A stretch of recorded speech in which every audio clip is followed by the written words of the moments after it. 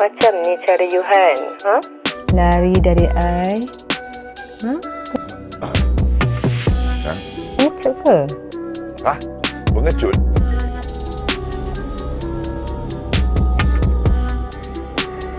Keluar! You balik rumah mak you?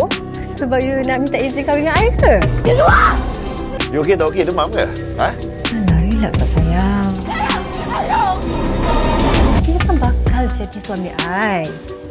You bakal jadi bapa kepada anak. Salam semua, kita bertemu lagi dalam reaction drama bersiri Asmara episod ke-18. So kalau korang tengok dekat episod kali ni, petikan daripada adegan episod 18, Sheila dah macam trauma terus bila nampak suami dia Farhan. Dia memang tak ada terima lah Farhan. Maksudnya Farhan dah terkantoi. Sheila dah tengok siapa masuk hospital. Kenapa dia masuk hospital tu sampai Alung kena temankan. Alung bila dah jadi macam tu memang dia gunakan sebagai device nak membahan balik Farhan. Sebab Farhan kan bahan dia kau-kau pasal Sheila tak jaga mak dia, jadi dia nak lepas tanggungjawab. Tapi dalam kes ni memang Farhan kena teruk lah dengan Alung. Saya rasa dalam masa sama dalam episod ni juga Norin tahap psycho, Norin tahap mental dia tu memang dah kena pergi berubat lah, senang cerita.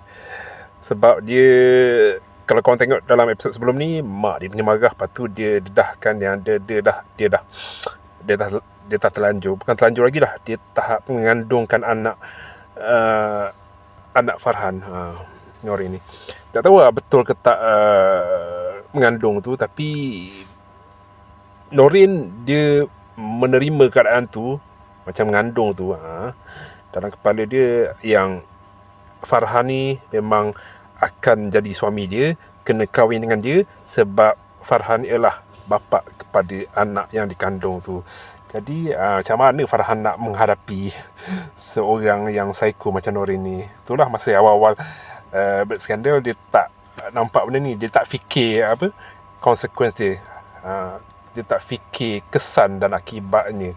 Jadi dia dah jumpa dengan dah dapat seorang Norin yang psycho ni. Macam mana kau nak lari, kau nak elak macam mana dengan bini kau dah pun, bini Sheila pun dah tak, Sheila pun dah marah, Sheila pun dah trauma bila tengok muka si Farhan.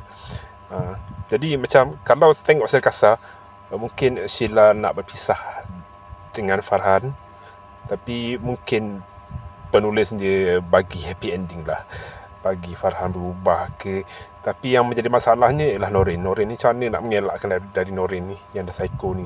Psycho dah tak boleh nak diubah, nak kena kurung lah rasanya. Kena masuk akam asylum.